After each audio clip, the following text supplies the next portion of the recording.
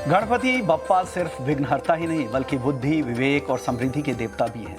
हर शुभ काम की शुरुआत उनके आशीर्वाद से होती है, लेकिन उनके हर रूप से हमें कुछ न कुछ ऐसे संदेश मिलते हैं। अगर उसे हम अपनी फाइनेंशियल लाइफ में लागू कर लें तो एक सफल निवेशक, कारोबारी या ट्रेडर बन सकते हैं। गणेशोत्सव के इस शुभ अवसर पर हम लाए हैं आपके लिए खास गोल्डन मंत्र, गणपति गोल्ड और गुड लक। यहाँ आप जानेंगे सोने चांदी में निवेश की धमाकेदार रणनीति, गोल्ड मार्केट की चाल, कीमतों का हाल और आने वाले दिनों का बड़ा अनुमान। चांदी में भी तेजी या मंदी का पूरा अपडेट यहाँ आपको मिलेगा, ताकि आपका निवेश रहे सुरक्षित और फायदे का सौदा। गणपति की तरह स्थिर और अडिग सोना आपके पोर्टफोलियो में कैसे चमकेगा सोना, यही होगा आज की चर्चा का केंद्र। हमारे साथ आज 4 मेहमान हैं जो आज आपकी मदद करने वाले हैं। मनोज जैन हैं पृथ्वी फिनमार्ट से, राहुल मेहता हैं एमडी हैं सिल्वर एम्पोरियम के, संयम मेहरा हैं सीईओ है यूनिक चेन्स के, और साथ ही हमारे साथ राजेश रोकड़े हैं चेयरमैन है जीएसी से। आप सभी मेहमानों का बहुत बहुत शुक्रिया, आप लोगों ने वक्त निकाला है। सबसे पहले आपको गणपति के जो मंत्र हैं, गोल्डन मंत्र, उसके बारे में कुछ चंद बातें बता दूं। उनका सिर, बड़ा सिर, निवेश में बड़ी सोच रखे, ये हमें सीख देता है। लंबी अवधि पर फोकस करें, सोना लंबी अवधि के लिए बेहतर एसेट क्लास माना जाता है, ये उनके बड़े सिर से हमें सीख मिलती है। दूसरा गणपति का गोल्डन मंत्र है उनकी छोटी आंखें, यानी मार्केट को ध्यान से देखें, ध्यान से परखें, छोटे छोटे बदलावों पर भी नज़र रखें और हर खबर का जो गोल्ड पर इम्पैक्ट डालता है उस पर आपकी नज़र रहनी चाहिए। एक है बड़े कान, विशेषज्ञों की सलाह और बाजार की खबरें ध्यान से सुने, ये बड़े कान से हमें संदेश मिलता है। उनकी लंबी सूंड से हमें यह संदेश मिलता है कि अवसर को पकड़ने की क्षमता आप में होनी चाहिए और सही समय पे एंट्री और एग्जिट, सोना हो या चांदी आपके लिए बहुत जरूरी। तो ऐसे ढेरों सीख है जो हमें गणपति से मिलती है। संयम जी, आपको क्या लग रहा है, आप ऐसे कौन से गोल्डन मंत्र आप देना चाहेंगे जो गणपति से सीख मिलती है? देखिए, ये जो गणपति के त्योहार के दिन पे जो बाइंग है वो भी बहुत अच्छी तरीके से होती है। एंड कस्टमर्स की शुभ माना जाता है आज के दिन की बाइंग, और ऐसा ऐसा माना जाता है कि आज के दिन के अंदर जो जो बाइंग करी जाएगी गणपति के दिन पे, यानी कि जो कल का दिन आएगा, उसके ऊपर बाइंग करने से जो सोना शुभ है वो आपकी ग्रोथ भी लाएगा, आपकी उन्नति भी लाएगा, और वो सोना आने वाले समय के अंदर कोई कठिनाई आने के बाद बेचना ना पड़े, ऐसा भी दिन है। तो मुझे लगता है कि हमें बहुत कुछ देखने को मिला। जो भी शुभ कर्म होते हैं वो इसी दिन से शुरू होते हैं। और मैं ये भी कहना चाहूंगा, हमारे सारे जो मैन्युफैक्चरर्स, रिटेलर्स हैं, वो ये दिन से की वजह से आज से कुछ महीने पहले से जो ग्राहकी थी वो इतनी अच्छी नहीं चल रही थी, लेकिन जैसे ही गणेश चतुर्थी का दिन आ रहा है, वो ग्राहकी सुधरते जा रही है, लोगों की बाइंग सुधरते जा रही है, और ये शुभारंभ जो 27 तारीख अगस्त से शुरू होगा वो दिवाली तक इसी तरीके से आगे चलता रहेगा। तो आप लोगों को लग रहा है कि कारोबारी लिहाज से भी एक बेहतर मौका है। एक ट्रेडिशन तो है ही, पूजा पाठ तो है ही, धर्म तो है ही, लेकिन इसके अलावा इसके ऊपर से ये धंधा भी है जो पूरे अपलिफ्टमेंट कर रही है हमारी सोसाइटी को, हमारे कारोबारियों को, और खास करके छोटे कारोबारियों के। महाराष्ट्र के कैट की जो रिपोर्ट है वो भी कह रही है कि 28,000 करोड़ से ज़्यादा का देश भर में कारोबार हो सकता है इस दौरान। वो तमाम इसे ज्वेलरी सेक्टर के लिए नहीं, पूरे ही सेक्टर के लिए है। आप बताइए राजेश जी, आपको क्या सीख मिलती है? जो गोल्डन मंत्र आपको क्या मिलता है जो गणपति से लेना चाहिए, लोगों को सीखना चाहिए, इनके पोस्चर से, उनकी जो कलाकृति है, उनकी मूर्ति देखकर, उनके जो भाव भंगिमा है उन्हें देखकर हमें क्या सीख मिलती है? सबसे पहले तो सभी को कल के गणेश चतुर्थी की अग्रिम बधाइयां। और कोई भी विघ्न आता है तो विघ्नहर्ता को पहले सबसे पहले याद किया जाता है, और विघ्नहर्ता मतलब हमारे गणपति बाप्पा। और गणपति बाप्पा जिस तरीके से विघ्न हरता है, उन्हें कभी भी किसी अड़चन में याद किया जाता है, वैसे ही उसी व्यवसाय को लेके हम लोग है। मैं all India gem and jewellery domestic council के अध्यक्ष होने के नाते, चेयरमैन होने के नाते, ठीक सोने को भी उन्हीं के जैसा मैं मानता हूं, क्योंकि सोना विघ्न हरता है। जब कभी भी किसी को तकलीफ आती है तो सोना बिल्कुल उसे मदद करता है। सेम वैसी कभी भी तकलीफ आती है तो हम लोग गणपति बाप्पा को याद करते हैं। वैसे सोना, कोई भी प्रॉब्लम हो तो सोना आपको साथ देता है। और ये इसलिए भी कि जिस तरीके से बाप्पा जब घर पे आते हैं, और बाप्पा जब घर पे आते हैं तो हम लोग नई नई ज्वेलरी बनाते हैं, उनके लिए भी और खुद के लिए भी। तो उसके पीछे कारण यही है कि बाप्पा ने ये बताया है हमें कि हम इसमें निवेश करते रहे। आपने अगर देखा होगा पिछले साल बप्पा के समय में जिन लोगों ने निवेश किया होगा गोल्ड में और सिल्वर में, तो 71,000 72,000 के गोल्ड के रेट थे जो आज 1 लाख पार हो चुके हैं। मैं सिल्वर में देखता हूं तो सिल्वर में भी 73,000 80,000 के आसपास के रेट थे, वो 1,15,000 तक चले गए। तो कहीं ना कहीं विघ्नहर्ता के साथ बिल्कुल ये मैच होता है, सोना और चांदी दोनों। और मैं यही कहूंगा कि जिस तरीके से आपने अभी बप्पा के बारे में जो बोला वो बिल्कुल गुरु मंत्र बिल्कुल सही है। व्यापार करते समय बोलिए या हमारे आने वाले भविष्य के लिए सबर, खबर, नजर, जिगर और कदर, ये 5 चीजों का जो मिलन है वही बापा के बातों से समझ में आता है। और आपने भी बहुत अच्छी तरीके से इसका विश्लेषण किया है। बिल्कुल, आप लोगों को भी बहुत बहुत शुभकामनाएं इस त्योहारी मौके का। हमने कुछ गणपति के गोल्डन मंत्र तो दिए ही हैं मनोज जी, लेकिन इसके अलावा एक और चीज़ है मोटा पेट उनका। ये हमें सिखाता है कि गोल्ड निवेश में हमेशा आपको धैर्य रखना है, पेशेंस रखना चाहिए, क्योंकि लंबी अवधि में ही पैसे बनते हैं। और आप एक एडवाइजर है, फाइनेंशियल एडवाइजर्स है, आप क्या गोल्डन मंत्र देना चाहेंगे? सवाल? जी जी मनोज जी, आपसे सवाल था। नमस्ते विश्वमोहन जी, सबसे पहले तो आपको और सारे व्यूअर्स को गणेश चतुर्थी की बहुत बहुत शुभकामनाएं।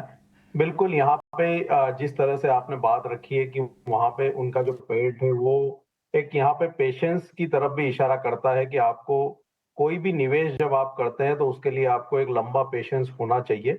और उसी के चलते हम देखते हैं कि सोने में भी जो लंबी अवधि के जो निवेशक हैं जिन्होंने लंबा पेशेंस रखा है, तो सोने के निवेश ने हमेशा यहाँ पे निवेशकों को मालामाल ही किया है। अगर हम ज्यादा पीछे नहीं जाएं और अगर पिछले 25 वर्षों का ही अगर इतिहास देखें तो सोना ही ऐसा असेट क्लास रहा है जिसने 13.5% का यहाँ पे CAGR रिटर्न जो है निवेशकों को बना करके दिया है, जो बाकी किसी भी असेट क्लास में नहीं है।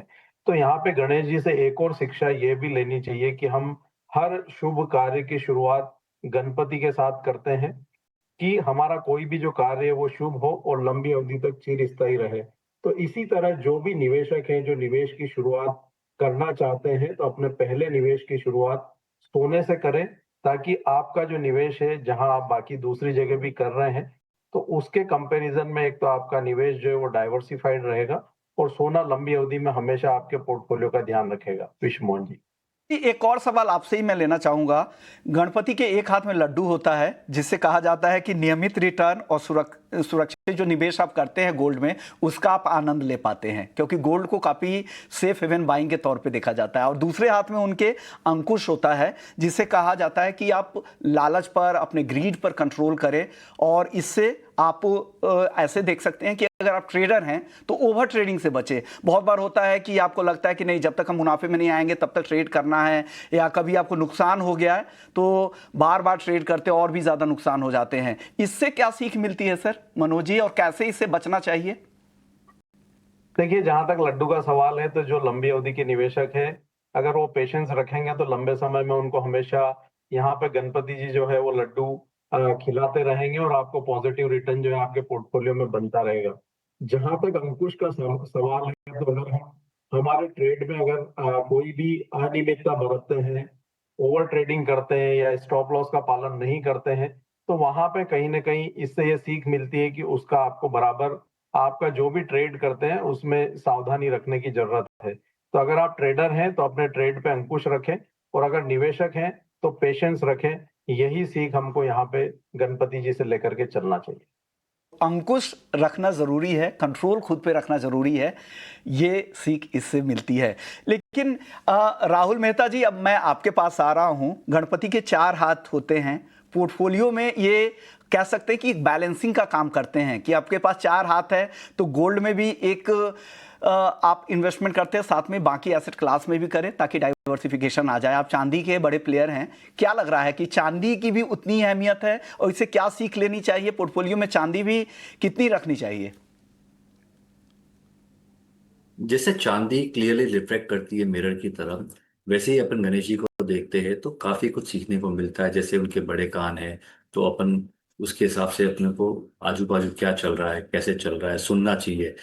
कोई भी रिएक्ट करने के पहले पहले सुनना चाहिए, ऑब्जर्व करना चाहिए, बाद में एक्शन लेना चाहिए।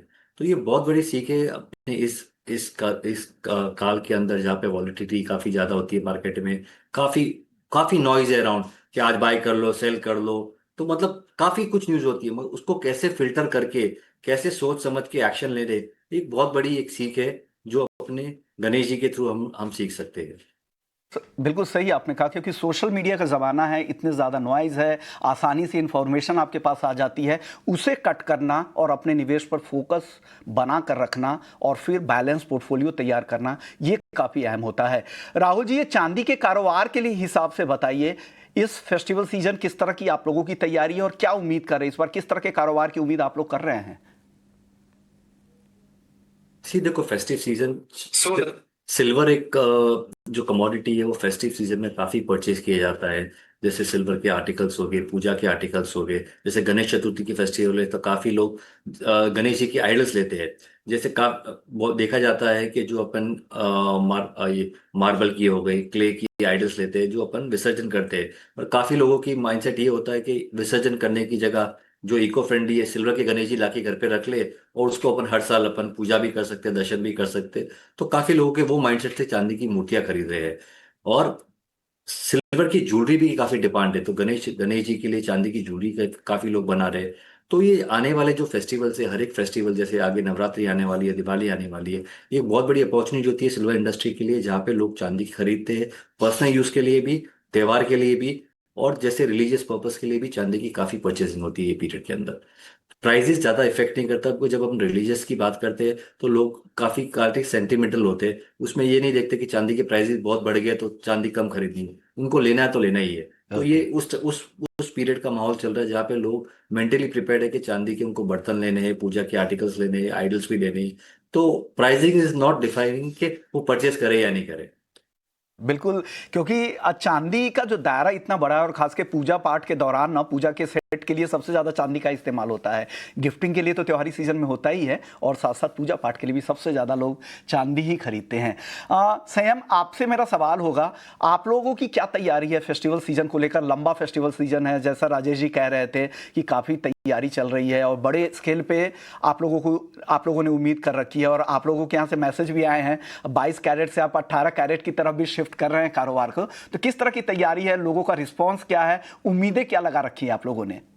देखिए, जब भी कोई त्योहार का फेस्टिवल्स का सीजन जब आता है, तभी गॉड की ज्वेलरी या टेम्पल की ज्वेलरी, गॉड के कास्टिंग के पेंडेंट्स, वो सब ज्यादा बिकने लग जाते हैं। तो उसी तरीके से हमने मैन्युफैक्चरिंग और होलसेलिंग के अंदर अपनी जो स्टॉक बना रहे हैं, जो इन्वेंट्री बना रहे हैं आगे आने वाले त्योहार के लिए, वो ज्यादा रिलीजियस बेस्ड भी रख रहे हैं। कास्टिंग के अंदर, चाहे हैंडमेड ज्वेलरी के अंदर, टेम्पल के अंदर जो बड़े बड़े अभी पेंडेंट्स आ रहे हैं उसके ऊपर भी गणेश जी एम्बॉस्ड है। तो उस तरीके से हम आगे बढ़ रहे हैं। मुझे लगता है कि हमारे जितने भी अभी आगे आने वाले टाइम पे हमारे जीजेएस आ रही है 16 सितंबर को, तो जो एक महीने पहले दिवाली के होगी, जिसके अंदर रिटेलर्स, मैन्युफैक्चरर्स और होलसेलर्स से काफी बाइंग तादाद में करते हैं। 25 टन के ऊपर का व्यापार होता है इस एग्जीबिशन के अंदर। और जितने भी आने वाले 1.5 महीने पहले गए हैं, जितने भी हमारे मार्केट के अंदर मैन्युफैक्चरर्स हैं, नई ज्वेलरी, चाहे येलो ज्वेलरी के अंदर भी उन्होंने डिफरेंट डिफरेंट लेजर से करके या वायर की ज्वेलरी बना के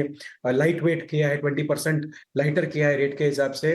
और उसके अलावा एक और चीज, जैसे आपने बताया, 18 कैरेट के ऊपर जितनी भी शॉप्स हैं मार्केट के अंदर, इंक्लूडिंग हमारी शॉप भी, यूनिक के अंदर भी, हम 18 कैरेट लॉन्च कर रहे हैं। लॉन्च सबने कर दिया, हम भी लॉन्च कर रहे हैं सितंबर के अंदर 18 कैरेट की ज्वेलरी। और 18 कैरेट की ज्वेलरी के अलावा उसका जो 17% का फायदा होता है 92 और 75 का, उसके अलावा वेट का भी फायदा होता है। पहले एक ट्रेंड देखा जाता था कि रोज गोल्ड और कलर ज्वेलरी चलती थी 18 कैरेट में, लेकिन अब ये देखा गया कि जो ज्वेलरी 92 में अंदर यानी 22 कैरेट में चलती थी, वो सेम ज्वेलरी अभी 18 कैरेट में चल रही है। तो लोगों का जो रुझान है, जो पहले बिहार, यूपी, हरियाणा, पंजाब के अंदर ही 18 कैरेट चलता था, वो अभी महाराष्ट्र, साउथ और वेस्ट बंगाल के अंदर भी 18 कैरेट की jewellery, because of gold rate और लाइट, चलने लग गई है। और हॉल मार्किंग ऑफ कोर्स उसके अंदर है ही। तो इसके वजह से कंज्यूमर कॉन्फिडेंस है, वो भी हॉलमार्क 18 कैरेट ज्वेलरी के ऊपर बढ़ रहा है, और पॉकेट के ऊपर भी उसका वजन कम पड़ता है।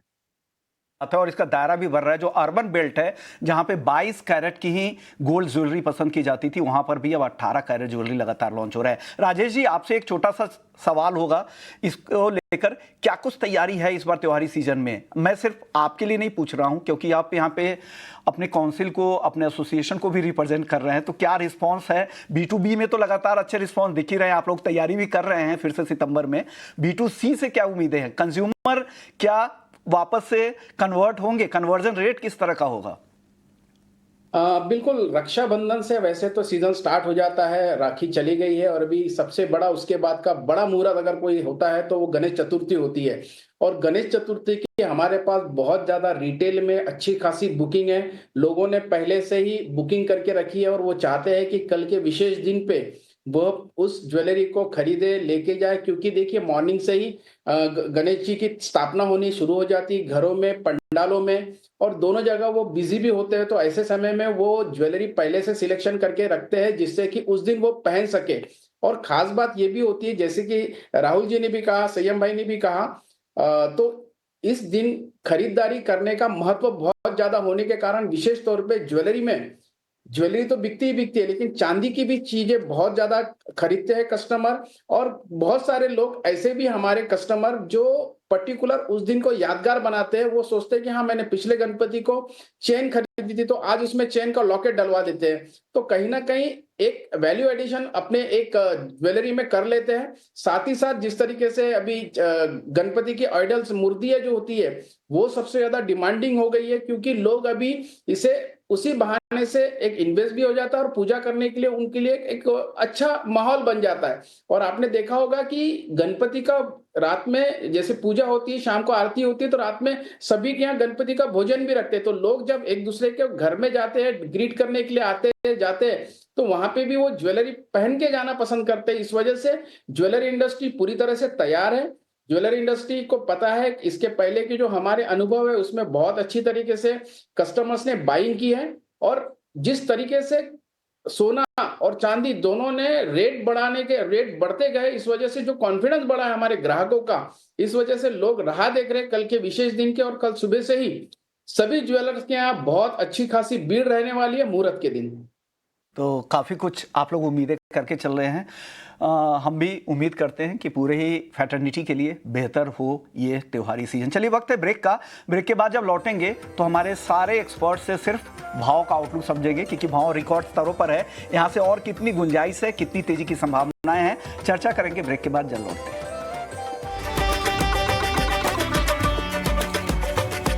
हो चुका है प्राइस आउटलुक जानने का। सबसे पहले मनोज जी, सोना या चांदी, क्या आपको पसंद है? इस अगली गणपति तक क्या भाव देख रहे हैं सोने और चांदी में? यानी एक साल का रिटर्न कितना हो सकता है दोनों ही काउंटर में?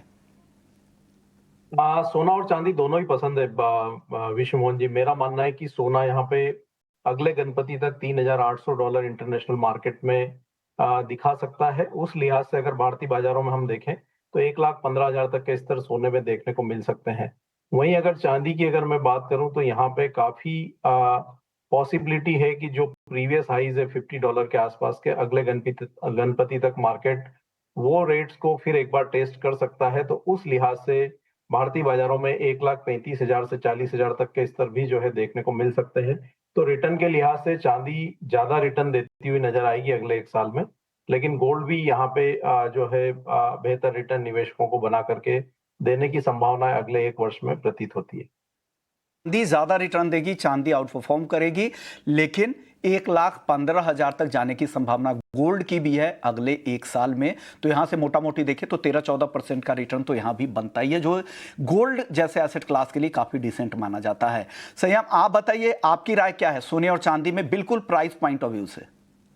नहीं, मुझे लगता है कि पहले तो शॉर्ट टर्म गोल्ड के अंदर दिवाली के आसपास $3,550 के आसपास सोना देखने को मिल सकता है। उसके बाद धीरे धीरे 3,700, 3,800 और 3,900 तक भी सोना जा सकता है। यानी कि सोना बिल्कुल सही कह रहे हैं, 1,15,000 से लेके 1,18,000 के आसपास सोना देखने को मिल सकता है अगले गणेश चतुर्थी के दिनों के अंदर। और चांदी उसी टाइम पे $38 के बाद पहले 42, उसके बाद $45 ये ईयर एंड के बाद, उसके बाद $50 के रेट्स आने वाले सालों में अगले साल गणेश चतुर्थी के टाइम पर रहेंगे। और अगले 3 साल के अंदर अगर आप गणेश चतुर्थी देखेंगे तो $65 के आसपास भी चांदी के रेट्स आ सकते हैं।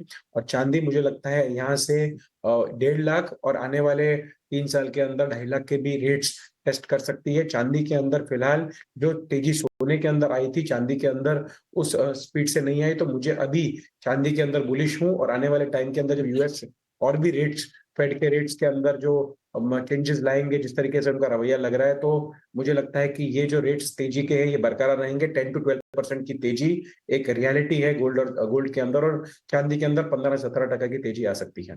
तो 15 से 17% एक साल में चांदी में, 12-13% की तेजी गोल्ड में, 1,15,000 से 1,18,000 तक सोना, एक साल में 1.5 लाख तक जाने की उम्मीद है चांदी की, और 3 साल में 2.5 लाख तक। आप राजेश जी, आपकी राय?